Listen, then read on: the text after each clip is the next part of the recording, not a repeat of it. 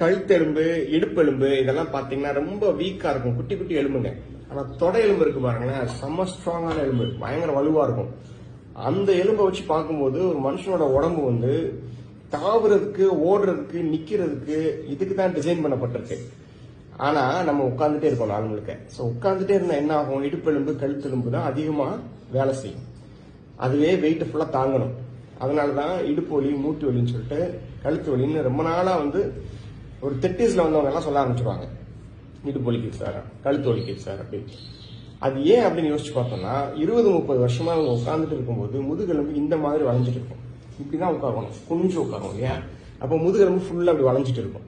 இப்படி வளைஞ்சிட்டு இருந்துச்சு அப்படின்னா அது ஒரு நேரம் நிக்க வேண்டிய கம்பு வந்து இப்படி நிக்குதுன்னா எப்படி இருக்குது? மேல வெயிட் இருக்கு, என்ன ஆகும்? இந்த பகுதி வந்து ஃபுல் ஸ்ட்ரெயின்ல தான் இருக்கும், பயங்கரமான ஒரு ஸ்ட்ரெயின்ல இருக்கும். ஸோ வலி எடுக்கும். இதை மாத்துறதுக்கு ஒரு சிம்பிள் ஸ்டெப், ரொம்ப